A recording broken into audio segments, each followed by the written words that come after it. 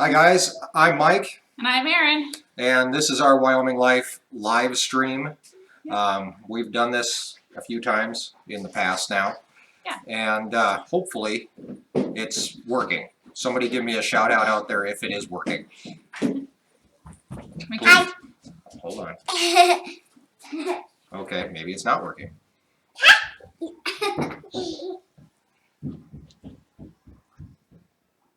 Can you guys let us know if it's working? Yes. Can you say hi? Hey, there we go. Okay, somebody said it looks good. Hey, thank you, Tim. We appreciate it. All right, I got a little panicky there for a second. All right, Oh my all gosh. the kids want to say hi real quick, so let's let them say hi and they'll go back. Hi. This is Mackenzie. And you want to come say hi, Grace? Lincoln wants to say hi. First. Lincoln wants to say hi. And Grace. We get this out of the way just to start with. There we go. All right. So we've got a lot of new subscribers. So if you guys are new, thanks for showing up. This is kind of an interesting forum for us to do this in. We get a chance to actually get some feedback from you guys. You guys can talk to us all you want, and hopefully tonight we don't have kids throwing up. Yeah, we hope that. You never know what's going to happen. Highlights. And last time we did this, which was what, 3 weeks ago, Yeah.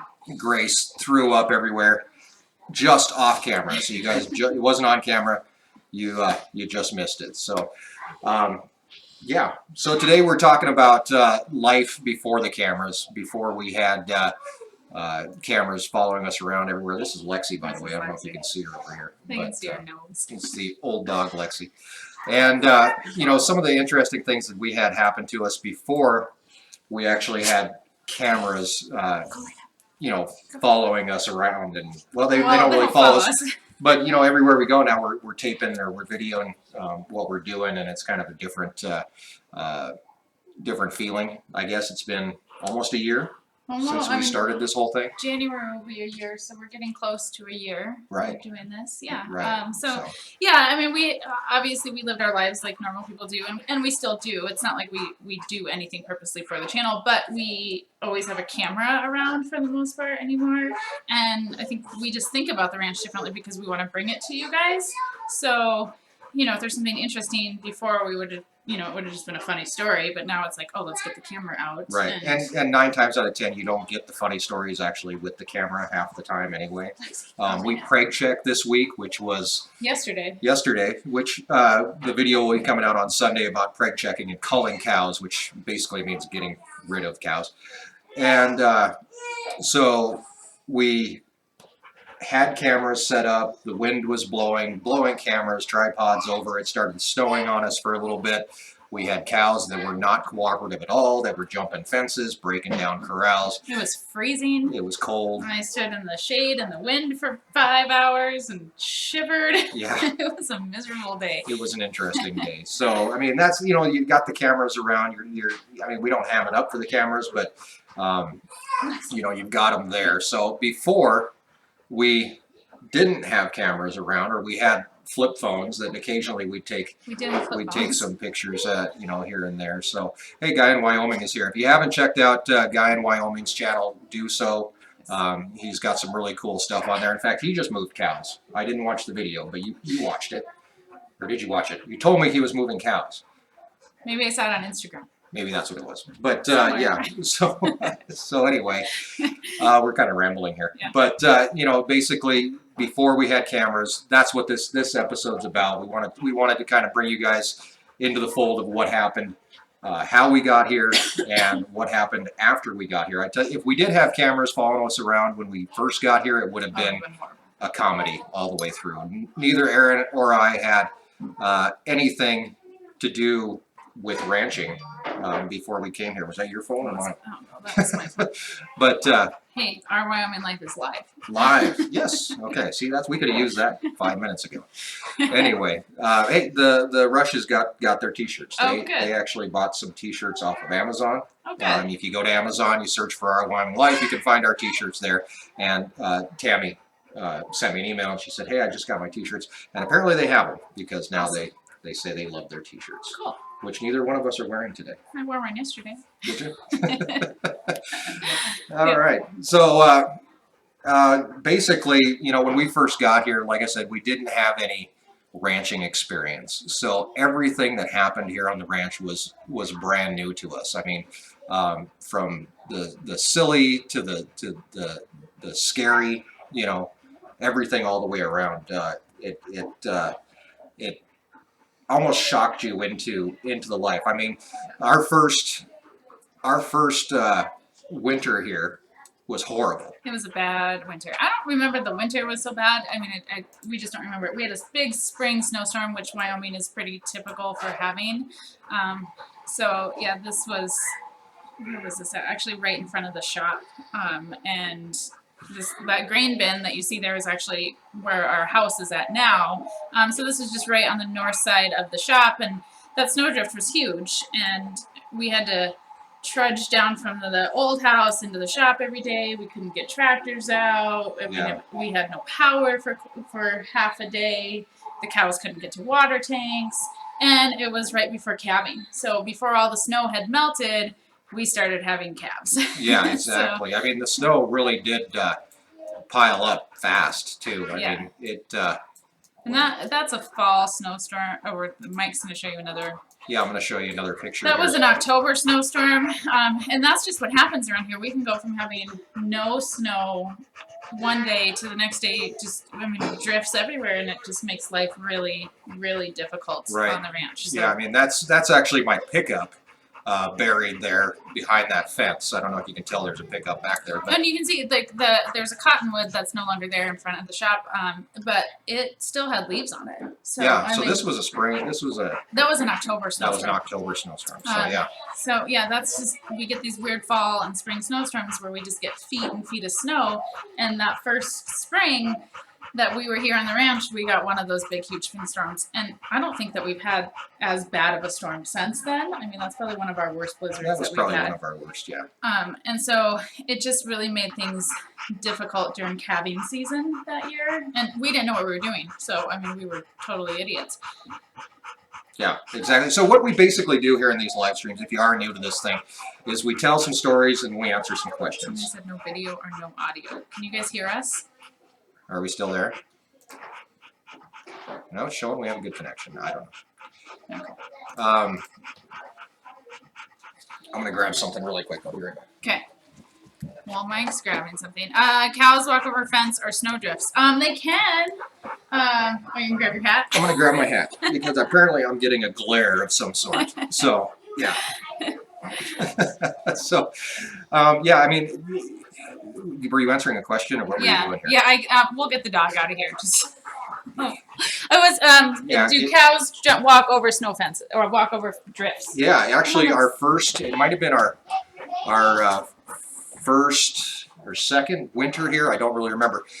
We've got a snow fence on the ranch, and snow fences, if you haven't seen them, they basically they're wooden fences that are made to catch the snow. That keeps the snow from blowing over the highway. That snow fence caught so much snow that it actually it's alongside a fence. So that snow fence had caught so much snow that the fence had drifted under, and the cows were able to walk right up and over, and they were in the neighbor's place, and we ended up. What happened with that? We ended up the highway department actually. The highway department came out and had to build barbed wire fence on top of the barbed wire fence. Right. Yeah. Yes. So we ended up with like an 8-foot barbed wire fence. 8 or 10 foot of barbed wire to get over the drift. And then last year. We had a lot of snow in December. We had like a big Christmas storm, and then the wind kept blowing, so it kept shifting directions. So it'd come out of the north one day, and then hi, Lexi's back. I think you locked her in the room.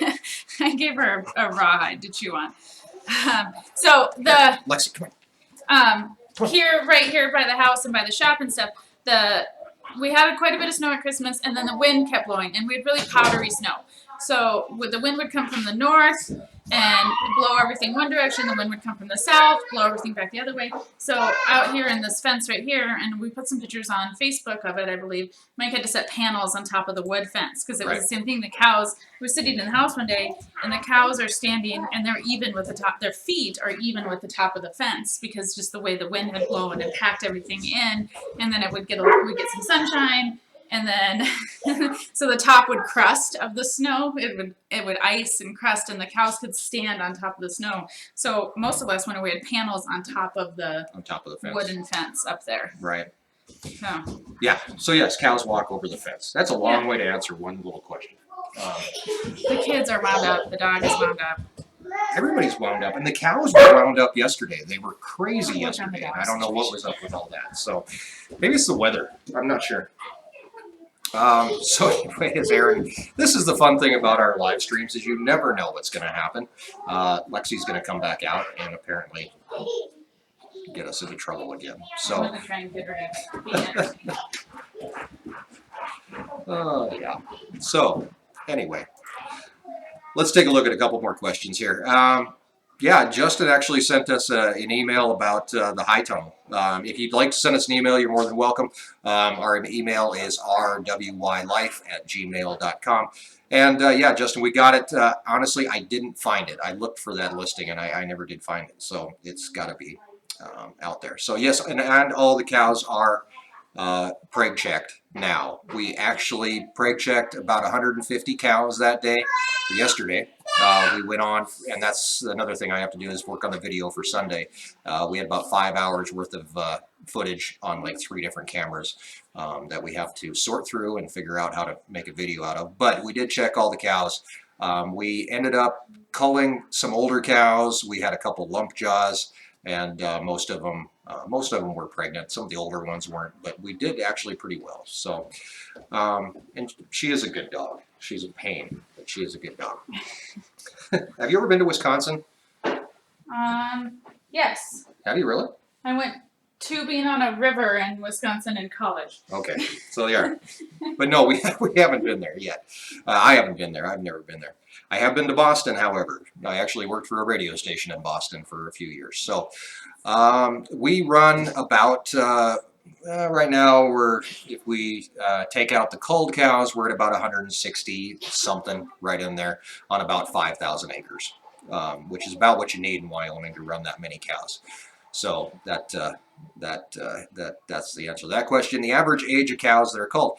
That's a good question because they can be pretty much any age. We ended up culling a cow that's about 4 years old. She had a really bad lump jaw that was bleeding and oozing, and she ended up she's going to have to go because it's just never going to heal up.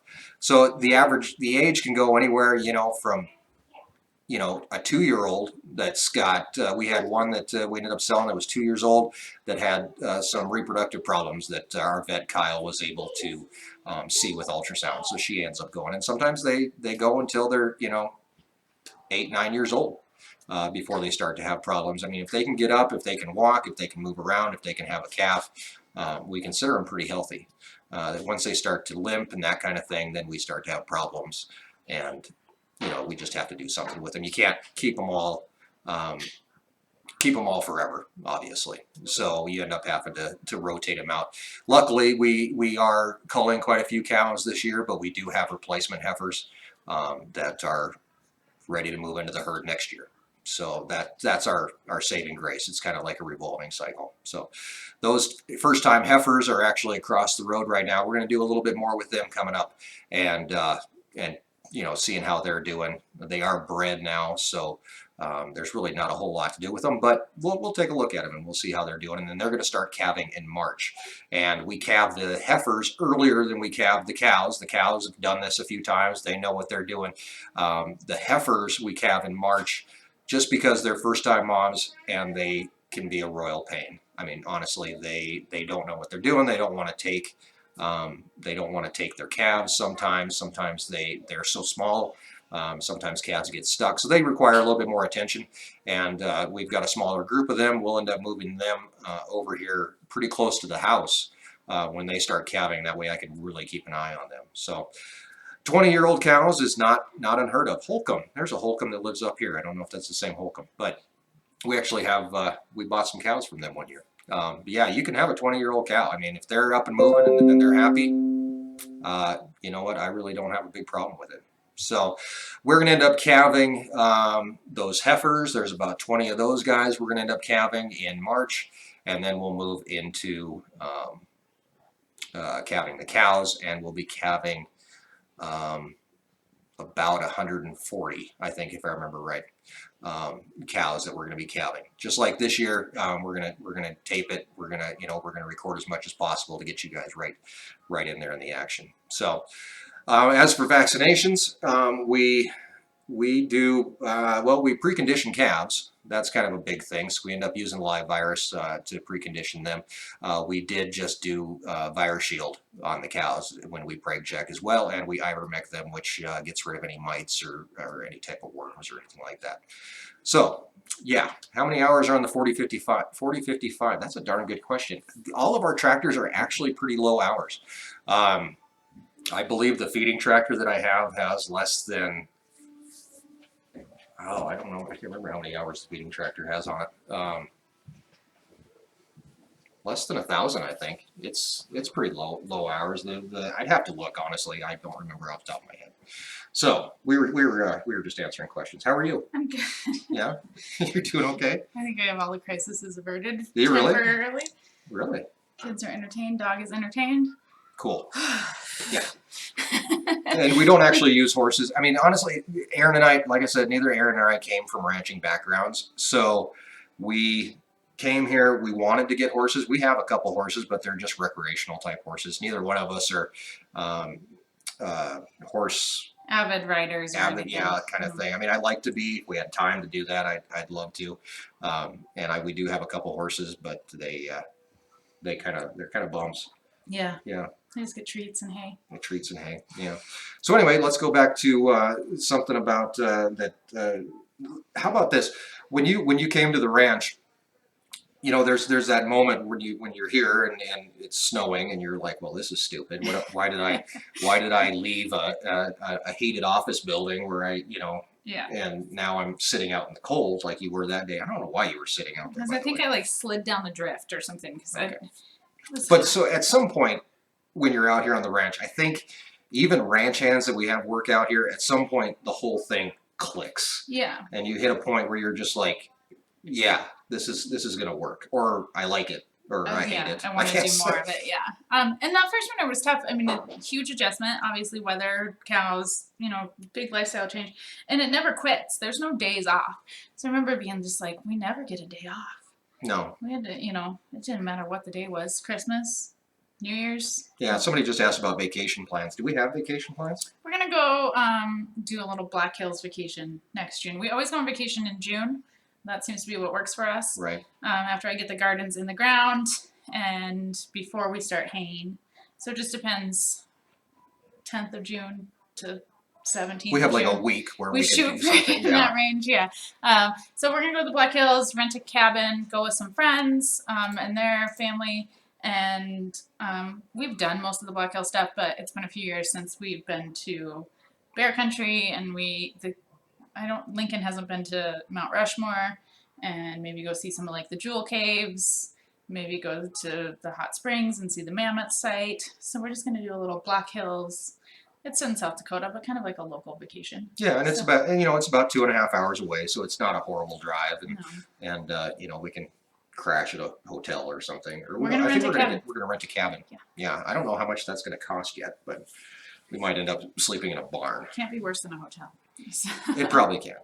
All right. So when did things click for? Yeah. When did you? I mean, was there anything that happened that actually made you realize that this is what you I wanted think to do? after we made it through calving and the blizzard, and things warmed up, and we could see the light at the end of the tunnel for winter. Always in the spring, garden catalogs. Well, their garden catalogs are coming always right now, even, but. We didn't market farm at that point, but, we planted the gardens because we always did garden. And I think early, in April or something, we got a chicken catalog. And Gilbert let me get chickens. They had chickens at another place, but we didn't have chickens out here. And so Gilbert said I could get some chickens, and there was an old chicken house. So we got that kind of fixed up. And not only did we get chickens, but we got ducks and geese. Right. And I think the ducks and geese thing, that was kind of like what, made you. It was my first animal that was, kind of ours, and that we picked out, and you know, they come in the mail, and we've done a video on that, and you know, you go get them at 2:00 in the morning, and we actually raised them in town when they were chicks, in Mama Gilbert's garage, and then when they were big enough, we brought them out to the chicken house, and we got this stock tank. It's just a black rubber stock tank, and we filled it up with water, and where they're standing on the side there, we just piled up a big pile of dirt for a ramp, and they could go in and out and swim. And I know Gilbert really enjoyed them. He would go back there all the time, you know, and we'd feed him bread and lettuce and all kinds of fun stuff, and they'd swim and, you know, do their chicken thing. And I remember the first egg that I got from the chicken house. Really? I do, yeah. And, you know, it takes weeks for them to lay eggs and stuff. And, you know, it was kind of about you know, I'd learned about chickens and, you know, how long it takes and stuff and how to take care of them a little bit. And then, you know, like waiting patiently, like, oh, we're at that 15 to 17 week mark. And I remember getting the first egg, you know, and they're tiny. They're just tiny little pullet eggs. But I remember being really excited about, and I put an egg in my pocket. Like, I'd never done that before, but. Put an egg in your pocket? Well, I think I just like went out and like checked the chickens and a sweatshirt on or something. Oh, and I think put an like egg. your jean pocket. No. So I found an egg, you know, I got an egg out of the roost in the chicken house and put it in my pocket, and I was like, I got an egg, and that was really exciting for me. Did you eat it? I would probably. I would assume we ate it at some point. So eventually we did get smart though. We did that stock tank thing for the ducks and geese. yeah. And Lexi loved it, by the way. She would jump in it almost every chance she would get and swim with it. They flew out, but she would go in. Eventually we did get smart, and we basically just dug a big hole. Yeah. And our friend Jason helped us out with that. Yep. He actually came over and dug the hole. Yeah. And then they had their own area to go and do their thing. And that seemed to work Yeah, they like a little it. bit better. And then the stock tank could actually become a stock tank. Yeah, and actually the 2 white geese that we have and one of the gray geese that we have are still from that original batch of geese. We've had coyotes and fox and stuff take chickens and ducks and geese and stuff. So, you know, we've lost several of them, but there are 3 geese that are from my original batch of geese. So, They live a long time, don't they? yeah, like geese in captivity can live a long time. And these aren't really in captivity, but, you know, they're fed and pampered somewhat. So, yeah. Yeah. Let's hit a couple questions here because they really pile up here fast. I think we answered this one already. About 160, 170 cows out here. How grandma and grandpa? We go to Rapid quite a bit. That's where we go shopping. Well, that's because there's nothing here. I mean, Yeah. Do you like John Deere? William Walsh. So Gilbert loved John Deere. So Gilbert was Erin's stepdad, and we came back to the ranch about 10 years ago, coming up here pretty quick. Yeah, next fall. Yeah, so 9 years ago. And Gilbert was getting sick at that point. We came back, and Gilbert passed away a few years later, but Gilbert loved John Deere tractors. I don't know. Most people around here run John Deeres. Yeah, true. There's a lot of John Deere in where we're at. And that's just what we don't have experience with other tractors because they weren't here. Right. And we do have an international tractor. We do have an international. And a Bobcat, I guess. Yeah. Tractors are expensive, so I don't think that we'll be trading out tractors anytime exactly. soon. So we're very happy with John Deere because that's what we have, and they work great. I mean, yeah, I have they do what we need them to do. Very little problems with them. Yeah. I mean, occasionally, but Yeah. we get them hammered out thanks to a guy in Wyoming who is a tractor guru, and we now can call him and be like, hey, tractor won't start. You need to drive 2.5 hours up here and help me feed. Yeah. Red Angus, you know, I actually do. Somebody asked about the difference between Red and Black Angus. I think back there somewhere. I might have missed pros it. and cons of Red and Black. There we go. And you know what? I actually like Red Angus a little bit better. Their demeanor is a little bit better than Black Angus. At least in my experience, the red cows that we have tend to be a little bit calmer, a little bit more friendly. The bulls, the Red Angus bulls, which are registered bulls, seem to be a little bit better behaved. Yeah. Than the other ones. And the alpha bull is a Red Angus too. So they know what they're doing. We have some really nice black cows though too. Yeah. When you have a whole bunch of black cows in a group, you can't tell them apart. With the red, the red, you know, you can see them a little. I don't know if anybody's really noticed in the videos, but we did have 2 white cows, actually 3. and both of the white cows did not have a calf this No, year, they're so both empty. they're going to be going away. So we're further limiting our color choices out here. We were black and white and red, and now We have blonde cow. She's kind of a we have light blonde red. cow. Yeah, yeah. All right. What's some other Oh, questions? how farms work. Erin watches how farms work. I do all watch the time. farms work. I try and get Mike to watch it, but he's always Going all busy. the time. Yeah. Yeah, I do watch how farms work, and I do really enjoy it. I think they do a really good job. And I really, we don't farm, so it's interesting to, see that side of agriculture. So I really do enjoy how farms work. I can't say I watch all their videos, but I do try and catch up when I have time to sit down and watch YouTube. So Right. it's a really great channel. So Somebody asked a question back. It was, oh, there it is right there. What's the most important thing that you've learned? oh gosh, I don't know. I think. Oh, go ahead. Well, I was gonna say that the most important thing that I've learned is there's some things you just can't put off. There's things that need to be done, and you just need to do them.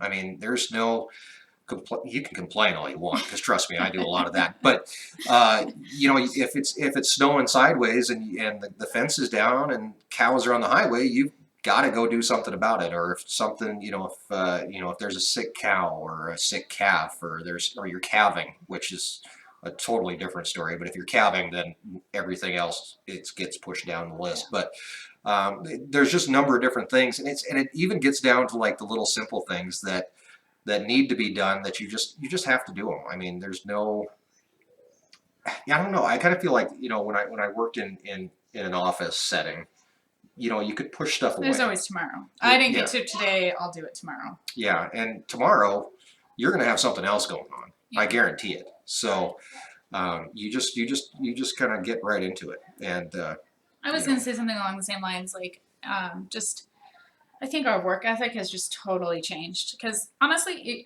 I hate peg checking cows, and it's just like not my favorite thing to do on the ranch in general. But we had to do it yesterday. We were up most of the night because we had 60-mile-an-hour winds, and so I was up. The kids were up. The wind woke them up. The noise did. I was worried about the high tunnel, so we didn't sleep great. The weather was crappy. I mean, like we talked about in the beginning, it was just a horrible day to be peg checking, and I really didn't want to do it. That was my thing. I was like, I hate this job to begin with, and the weather's horrible. But you just have to go out and do it, and that's how it is. I think along the lines of what Mike was saying, if you put something off today, if I put something off in the gardens, it can have detrimental effects later down the road. right. So a lot of times, you just have to suck it up and go and do it. And in the summertime, well, any time of the year when we're really busy and things are packed tight together, and you don't have time to think really, it's just go, go, go, go. And I had 2 babies during the summer and still market farmed and stuff, and people always thought I was crazy, and how do you do this? And it was, you just go out and assess the situation and see what is the biggest fire, Yeah, and try and go throw a pail of water on it. And yeah, so I mean, I think our work ethic has just totally changed. Mm-hmm. So Thanks, Guy, for catching that. I appreciate that. Why do we call him Blake? I call him Guy all the time, and I'm like, the guy. Yeah, Blake. Thanks, Blake. The longest day that I've ever had, it had to be during calving, I'm sure. you remember that day? I think that first spring when we had the heifers over the side of the road, and they kept jumping the auto gate and kept getting on the highway, and we would put them back in, and they would get back out. Yeah, and that was before we had a gate there. We actually built a gate to go across. Yeah, and they just kept jumping the auto gate, and I think they would come back to the home pasture. We'd chase them into the lot in the triangle pasture here by the house, and we'd turn around, and another one was over the fence, another one was on the highway. Yeah. Do you remember that day? Probably not. I probably blocked it out. And we were chasing them around on 4-wheelers and stuff, and I think I lost a 4-wheeler at some point. I don't know. I just remember walking. I walked from one end of the pasture to the other end of the pasture to the other end of the pasture and chased a cow. Although I was just like, this is horrible. Yeah. That was a long day. I think to the long days, like during calving, well, the days don't stop. they don't stop. That's the problem. I mean, yeah, and if I can come in and sneak, a couple hours worth of, and you have 3 kids, so there's really no such thing as sleep during the day. Yeah. But if I can sneak in and, get some rest time, there's been times that I've slept in the barn just because I got, I'm there. There's a hay bale. That looks really comfortable, and I'll just hang out there. So, Well, and like I don't help with calving other than like I feel like I'm like support system. so here's the thing, Erin's gonna. You are a support system and everything, but you also have kids to deal with. But when we first came here to the ranch, we were like joined at the hip. We did everything. Erin went out and fed with me every day. You kind of helped me calve that first year. And if Mike needs help, like I will help him pull a calf and I'll jump in and try and resuscitate calves and I can deal with the calf side of things or when you can show some pictures when Mike brings in frozen calves and he calls me and he says I have frozen calves and I need help. This is where I can jump in and help take care of calves. So sometimes calves will come into our house and I put them in the bathtub and prop them up on some towels there so they don't drown. And then they hang out in our bathroom until they get warm enough that they can go back outside. So that's what I help with during calving. These are calves that the girls found, I think, and covered them up, or did you cover them up? I covered them up because Okay. you put them in the bathtub and it helps bring them out of hypothermia. But they're still cold. It takes several hours to bring them out of hypothermia. So we bring like a space heater in and dry them off, and just like the calf warmer that Mike uses in the shop if they're not severely deep. These were very, very frozen. They were frozen. They actually lost their ears and their tails. And their tails. Yeah. So these guys were very frozen, so the calf warmer wasn't going to be good enough to do it. But calves warm up by breathing warm air. So we put a space heater in the bathroom and close the doors after they're like through the critical, like they're going to die any second phase. And I just threw a blanket on them to help them keep some body heat. Yeah. So and then once they're warmed up, a lot of times they'll go into the barn after that, and we'll try to bring their moms in. Get their moms in with them. But it takes hours. Once they start flopping around and trying to stand up in the bathroom and they can't stand up on the linoleum, they always fall down, then we know they're ready to go outside to the barn. Or they pee in the bathroom. That happens. Yeah, too. that happens too. And then they do get colostrum. We keep tons of colostrum on hand. We sometimes use the powdered colostrum, which isn't as good. You can actually get the real stuff. Colostrum is a lifesaver, and we've used it many times. So. But when Mike's calving and the days are never ending, like literally Mike's going every 24 hours a day, checking cows every 2 hours. Matt likes my shirt. Oh. Okay. My job as like support system is try and keep you in clean clothes because he comes in filthy all the time. So the washer runs like nonstop. Deal with the kids and stuff, but also try and keep Mike fed because he never gets to have a meal with us. So have to make sure that there's food and something to eat and clean clothes and try and keep the kids quiet. I just pack the kids with me everywhere. We've had a baby forever. Mackenzie's 7 and Lincoln's 2. So it seems like there's always been a baby in the house for the last 7 years. Right. So. Yeah. Definitely. So. Somebody asked, have you ever had a day where everything went wrong all the time? Yeah, yesterday. Like every other day. Yesterday was horrible. Have we ever had a day where everything went right?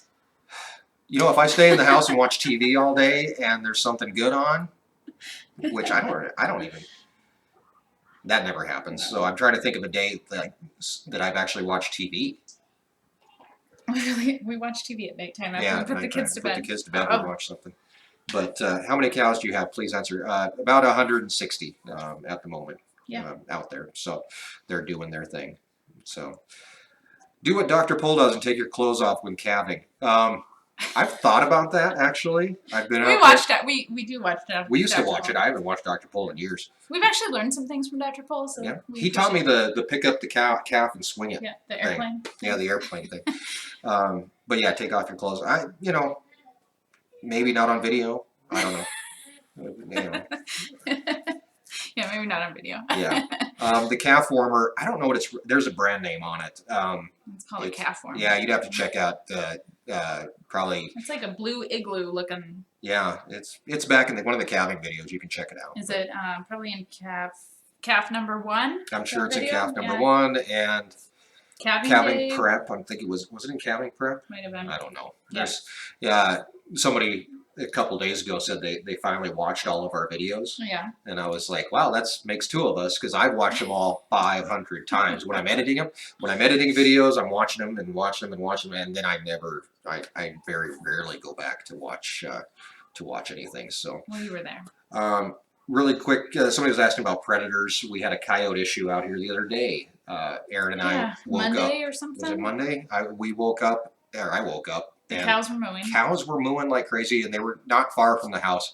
All winter long, they kind of hang out up here around the house. We so. share a fence with them. Yeah, so. we share a fence with the cows. So we ended up we wake up, cows are mooing. I looked out the window and they're all circling around, so I knew something was going on, but I didn't know what it was. Not long after, I think I went and got a cup of coffee, looked out the window, and there's Something a coyote out out there there. messing with the cows. Luckily, there's no calves out there, but if you have a sick cow or a cow that's down, they'll come after them. And I actually kind of contemplated throwing up a picture of a I didn't, because I didn't put it on the computer, but I had a picture of a cow that I found that a coyote had taken. And I don't know if the coyote killed it, but it was definitely eating on it. So this is Cheddar, by the way. Cheddar's another annoying animal that we have living in the house when we don't have calves. I wonder how he's going to deal with a calf in the bathroom. I'd probably be curious. He probably would He's be. a curious cat. Mike in Speedo, boots, and cowboy hat. That'd be priceless. You know what, Bill? That's you might actually see that. We actually have a really Not a Speedo. Not a Speedo. Damn. I'd have to go buy a Speedo.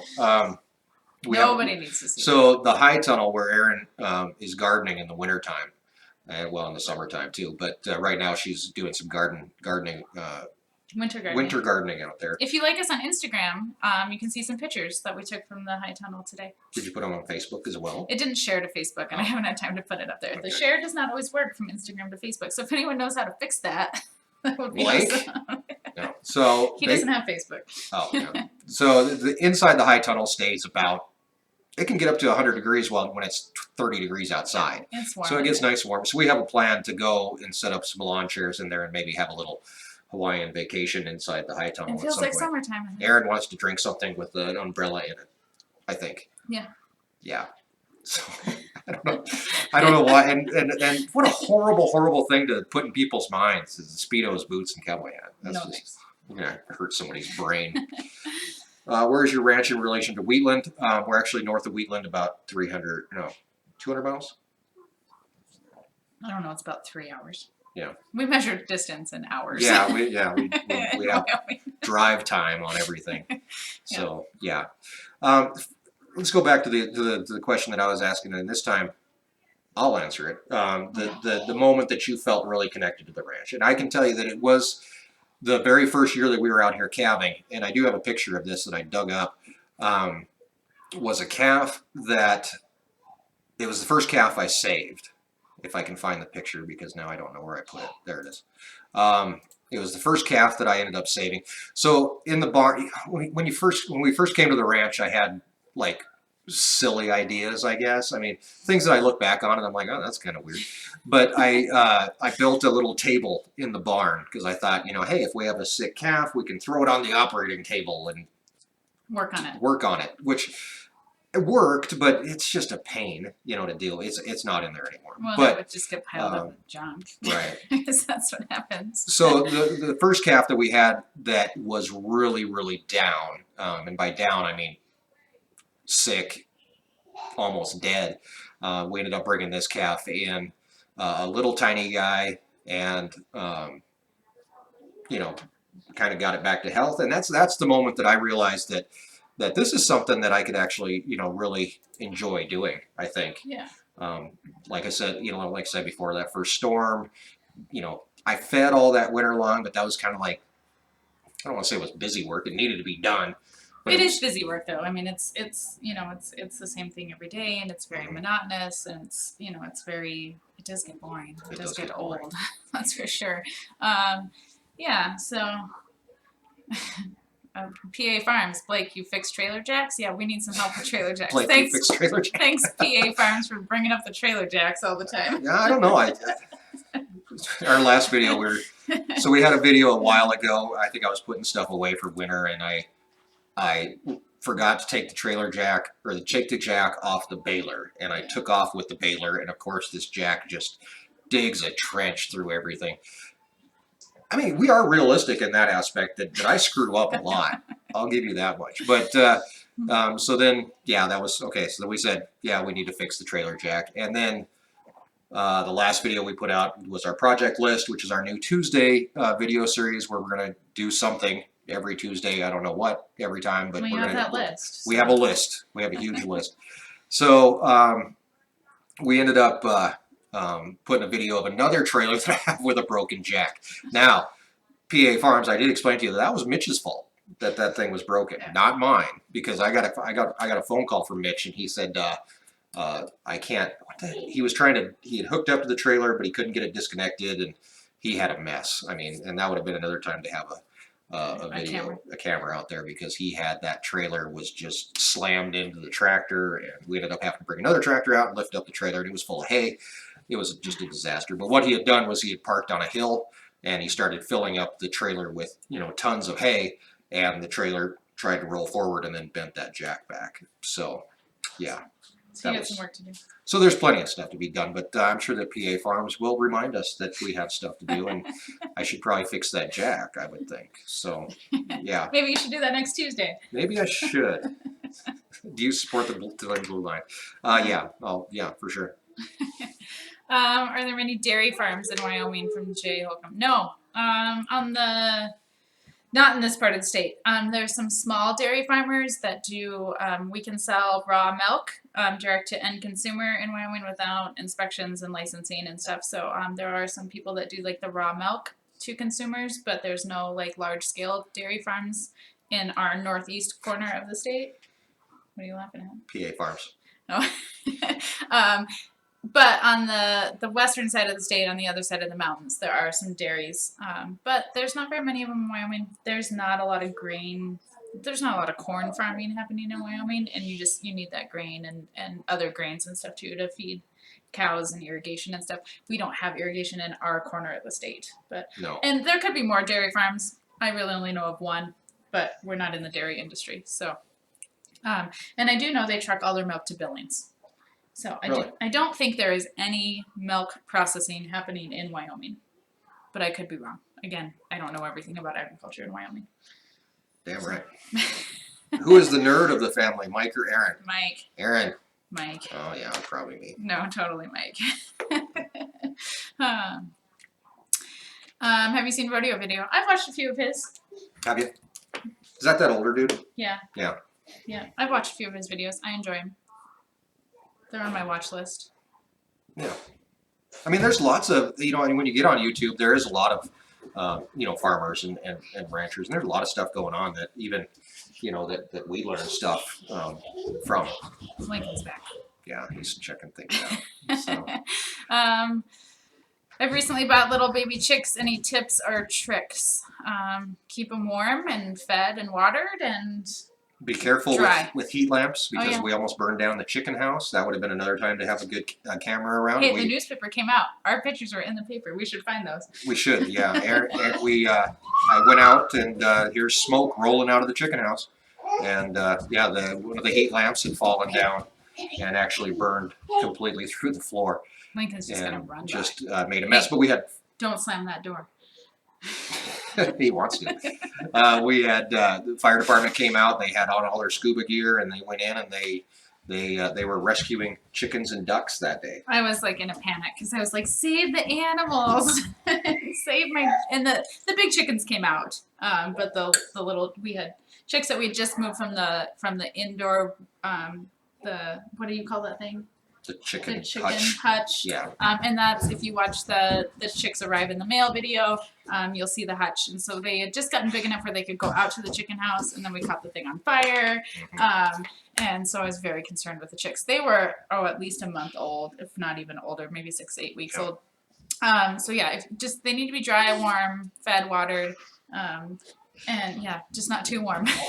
There's a picture of Erin in the paper as a fireman's handing her a duck, I think. Yeah, I think it. And Erin's crying, and here's the duck. I wasn't crying, but I was concerned. You were close. Yeah. I was worried about that. You looked very concerned in the picture. So, yeah.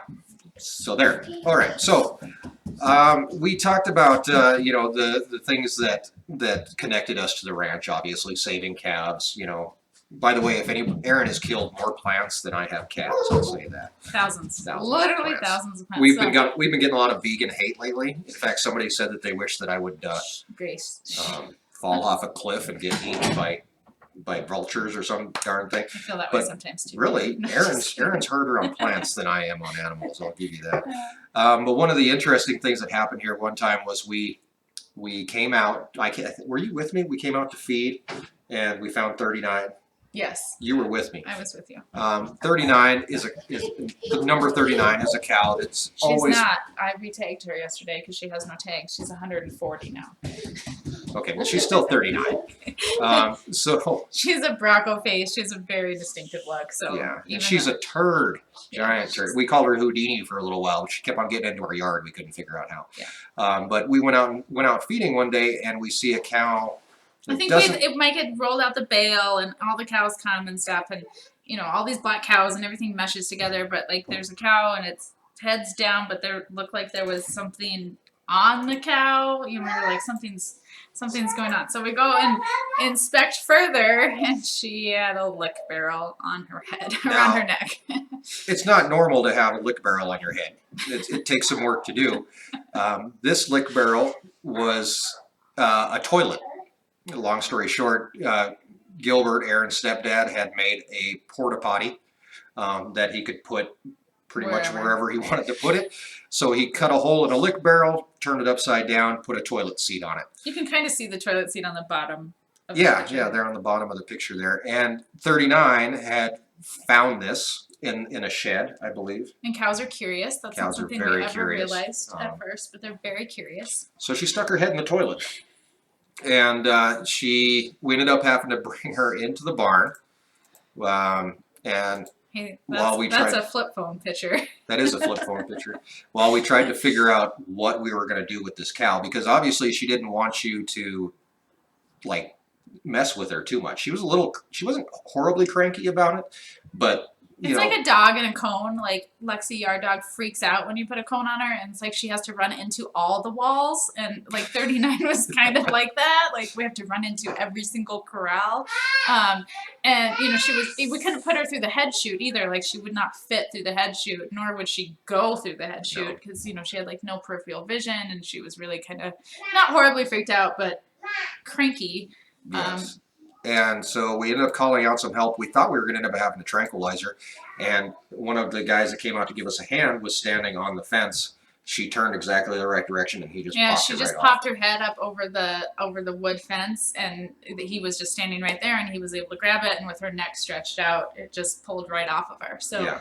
I mean, that was a weird moment. day. That was a how are we gonna fix this problem? Yeah, and that's these kind of problems happen all the time. I'm going to let Erin tell you about this problem that happened. This was a bad day. That was a bad day. That's one of those days when everything goes wrong. That was like you can see tomatoes just peeking over the top there. It was in the summertime, and we got some 70-mile-an-hour winds, and we. Okay, I'll get you some more milk, Grace. Just a second. We, the wind was blowing really bad, and we knew it was blowing really, the high tunnel was obviously a concern, and, Mike had been checking it and doing what he could for it, and, before too long he went over to check it, and the problem was, not fixable at this point. So, yeah, that wooden, line right there that's about 5 feet up, that's where the wiggle wire in the U-channel, that's what actually holds the plastic on, is that wiggle wire, and the plastic had just popped. It tore from the wiggle wire, and there's just nothing that we could do. No, and we ended up I think I ended up getting out there with a razor knife and cutting off what I could, and then you just have to wait till the wind goes down, and it was summertime, and I had tomatoes in there. And, we finished out the season. I think it was October or so when we put a new cover on, because it took some time to get new plastic and stuff. But, I mean, the crops were okay.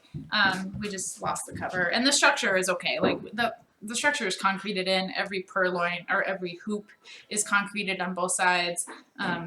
So it's not that we worry about the structure blowing away, but we do worry about the plastic. So when the wind was blowing 60 miles an hour 2 nights ago, I worry about the plastic. Nobody sleeps. Yeah. And since then, we've also redone some construction on the high tunnel. We framed out the end walls. We did hard-sided end walls. The structure itself just doesn't move as much anymore. So. Yeah. You want to go get Grace milk? Yeah, Grace needs milk. Someone asked what I was drinking. I was drinking some green tea. So Anything in it? Just green tea. Can you mix anything with green tea? Probably not. That'd idea. probably be horrible. All right, I'm gonna get Grace some milk. Okay, so I'm just going to answer a couple questions here while we're taking a look at that. Border collies, four-legged ranch help. I like that term. We've actually talked about getting a ranch dog, a cow dog, and it would actually be a huge help for me to be able to have, you know, an extra, not really set of hands, but something else to help me move cows. Funny story here is that if you watch some of our branding videos and when we preg check the heifers and stuff like that, I usually end up calling help out, you know, to help us work with cows. And we did have some help yesterday during preg checking. I usually, when we bring in the cows, we end up having, you know, 3 or 4 people out here to help us bring in the cows. Now, yesterday when I brought in the cows, I did it by myself and it took 5 minutes and 35 seconds. That's a record. And that's a record and no help whatsoever. So maybe I don't need a dog. Maybe I just need to carry a camera with me and that scares them away. Maybe they're camera shy. But so that's how I knew it was 5 minutes, 35 seconds because I videoed the whole thing. But yeah, so yeah, a dog is definitely on the list. The problem that I see is I don't know how to train a dog, number one, how to train a cow dog. So you'd almost have to get a dog that's somewhat trained and then you're talking cash because they've got time and money into those dogs. And it's not unheard of to see, you know, a $1,500 Or more. Yeah, $3,000 dog. Yeah. So and you know, we have Lexi and she's older and you know, it's just trying to find the balance of is the cow dog an outside dog and will our kids tolerate a dog being strictly outside and how will Lexi tolerate not being the only dog? right. So No. No, he says. He has like 4 words, like no and he says obviously, why? why? Yeah. Huh. Yeah. So are the kids are going to do 4-H? That's a good question. Yeah, Mackenzie's not old enough this year yet. She misses the deadline by just a couple weeks for her birthday. Yeah, I mean, I think that we intend for them to do 4-H. How we'll balance summertime work and 4-H and fair, I don't know. But Yeah. we'll, Grace wants rabbits, so She does. She wants a rabbit really bad. We have a rabbit that's down in the hay yard that I told her is her rabbit. But that's a wild cottontail. But yeah, I mean, I for sure see that the kids will do 4-H. You know, whether or not we'll show steers and do horses and stuff, I don't have any idea like what direction the kids will want to go 4-H. But you know, we'll probably start with some rabbits and some chickens and go from there. right. You know, maybe one of them will bake cakes for 4-H. I don't know. Mhm. We'll see. We'll see. Yeah. Who knows? Have you tallied up the votes for the name yet? You know, a few weeks ago we did this deal where we were talking about like a name for the community. Some people thought we were talking about renaming the channel, No. which no, that's not going to happen. But we talked about a name for the community. We had Ranch Hands. We had the Herd. I don't even remember what the other ones were because I don't go back and watch the videos. But it ended up being it came in between the Herd and Ranch Hands for the top 2. And really, it's not up to me to use it. I mean, it's not you know, it's what you guys want to call yourselves. So I think we'll use it some in videos. I think so. But the herd is winning, right? The Herd is winning, yeah. So if you want to go back and vote on that, you can. Yeah. And click the little eye up there in the corner, and then you can vote there and put in your vote for what you think. Derek Burns says we should teach the kids to rodeo. I'm guessing you're talking about the kids. We would like to keep some money. Hey, rodeo is expensive around here. It's very expensive, isn't it? Super expensive. Yeah. So no. Well, I don't know. I don't know that we'd say no to that. But If they really wanted to do it, I mean, we're talking about. Lincoln cannot bull ride. I'm sorry, but no, I will say no to that until I think every mom says until no he to leaves that. my house. He's not allowed to ride a bull. Right. Okay, We you can are. get Lincoln We're in talking there. about getting Kenzie into some horse riding lessons next year as well. So. Yeah. Yeah, and the steers. Yeah, steers are great for kids in 4-H. You know, usually here they kind of start them with like chickens, Lambs. rabbits, lambs, Goats. and then they move up into steers. So. Yeah, but I mean, yeah, we'll let them decide what they want to do. But no, Lincoln cannot ride a bull. I mean, that's a firm line in the sand for me. Big old line. So, Wyoming has no trees. There are trees, not in our part. not in our part of Wyoming. I mean, there's obviously trees. Don't get me. It's not like, but you know, a tree takes a lot of work around here. You've got to, you know, you've got to get water to it, and you've got to. you just have to put so much time and effort into them. And I honestly, I say this all the time, and I wish 100 years ago that, you know, Johnny Appleseed would have came through and just spread seeds everywhere, and people would have taken care of them, because we would have trees. Yeah. But They do take work. You yeah. know, wind is a big problem in the winter. Our extreme temperatures can be, you know, 70 degrees one day, 20 below 2 days later. We had that happen. And yeah, they just need water. So unless you plant trees that can handle droughts, and you know, plant them according to it, like in low parts and gullies and creek bottoms and stuff, you know, like your average tree is not going to survive out here. So things like Russian thistles do really well, but they're actually a noxious weed and not allowed. Russian thistle, Russian olive. Russian olive, yeah, sorry, Russian olives.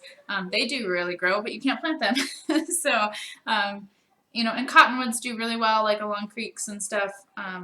And yeah, I mean, really, if you just go, you know, to Sundance, which is an hour away from us, there's trees. If you go towards Buffalo, an hour, there's trees. Yeah. We're just kind of in the middle of no trees. But we like the wide open prairie. Yeah. Our average rainfall here per year, I think, is right around 15 inches. 14 to 15. 14 to 15 inches of rain per year. So yeah, it's not a lot. No. And it's hard enough to grow grass, you know. Yeah. And that's one thing we definitely depend on. So yes, Lincoln, you have what does he have? He has a chocolate candy on a stick. Oh, His okay. Grammy brought him that today. Oh, nice. So anyway, yeah, as we're coming down to the end here, and I had a couple other pictures that I was going to show you guys. One day we came out and found our yard and this was when we lived up in the trailer house before we lived in this house. We found our yard was full of antelope, and this is another thing that you never, every time you open that door, what's going to be in your front yard? Yeah, what's going to be here? We've had deer. We've let Lexi out, and a deer has chased We've Lexi. had badgers. We've had coyotes. We've had mountain lions in this area. We haven't really had any mountain lions. No, but every here. once in a while we get a phone call from a neighbor who saw a mountain lion and, kind of get your dogs inside kind of thing. These antelope actually destroyed, antelope don't jump fences. We'd left a gate open. Yeah, so they all came in to eat grass. They ended up, I think I let the dog out. I think I let Lexi out, which was my first mistake. Because then she started chasing antelope around the house until they decided to just tear down fence. And just went through the chain link fence. Right. And so that's another, apparently I'm just having bad luck with fences, I think, would be my guess. But, so yeah, I mean, is there anything else that you have that you wanted to talk about that I'm missing here? Oh, I don't know. Or do you want to duck back into questions for a few minutes? Pull back up the other screen that has the pictures on it so I can see what else we had. Oh, building the tunnel. Oh yeah, building the high tunnel. Yeah, so we built the high tunnel in 2014, and I started market farming in 2010. So we were a few years into market farming, and we kind of talked about a high tunnel for a couple of years, and like I had Grace in 2013, and so I knew I couldn't take care of an infant and a high tunnel. And when we were ready to build the high tunnel, that was a really exciting garden adventure for me. It's changed so many things that we're able to do. And now, winter growing and stuff is all because of, building this high tunnel in 2014. And it was an interesting experience to build it. And when we build the second one this spring, we'll show you guys how to do it. And we learned a lot. I love greenhouses. Like, I have always loved in the spring when you go buy your plants and you walk into a greenhouse, and the smell of the earth and the humidity and the sun through the greenhouse and just how that feels. And so to have that I can go out, and anytime the sun is shining, I can walk into the high tunnel and have that feeling was really, really special for me. And I really enjoy the high tunnel for that reason. So yeah. It's really like, I love the high tunnel, and I wish I had, we're going to build the second one, and that's exciting. And I wish I had more, except for when the wind blows. Right. So, I mean, that to me, when we built the high tunnel, that was really like, okay, I'm really, really a farmer. I'm really a market farmer. We're really doing this. This is not just like a hobby anymore. So, I mean, to me, that was really, it cost a lot of money too to put these up. So it was really like, I'm 100% into this whole garden project. So I think it really cemented it for me that I was going to be a market farmer. So Somebody's paying very good attention to videos and notice that we live in a modular we and do. not a stick-built house. Well, it's a stick-built modular. It is. We did a modular.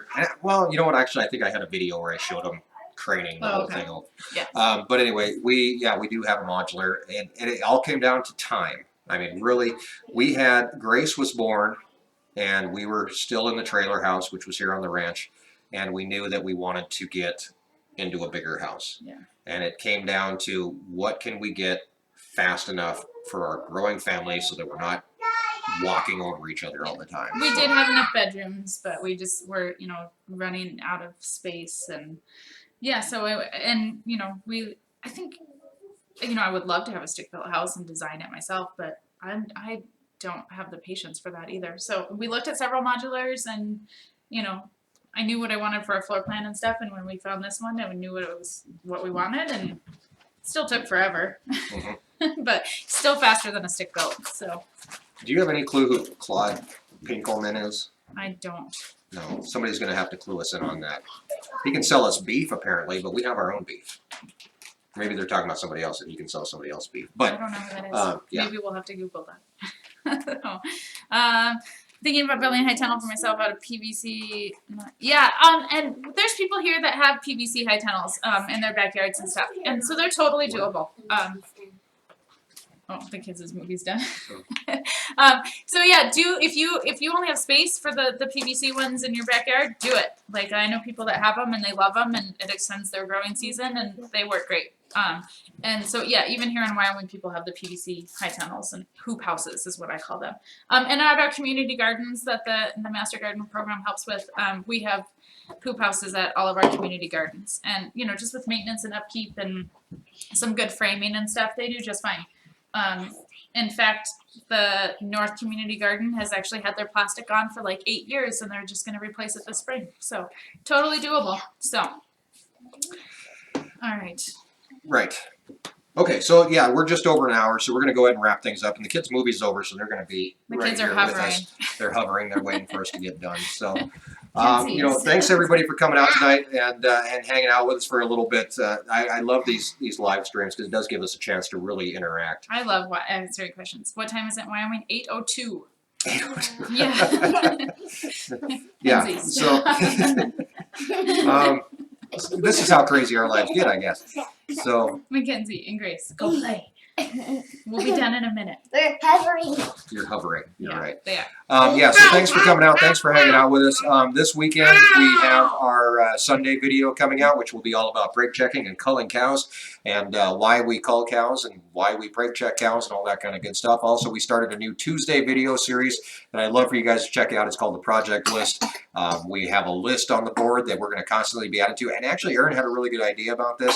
Is in the video I erased something from the board. We're not going to do that. We're going to leave stuff on the board. We're going to cross it out. We're going to fill up that whole damn board with stuff that we have gotten done or need to do. So I think that'll be a lot of fun as we can come in and you know what, if you guys have any suggestions for projects that are on the board or how to help out with projects, any ideas, projects that you see on the board that you've done before that you can tell me how to do, that'd be awesome too.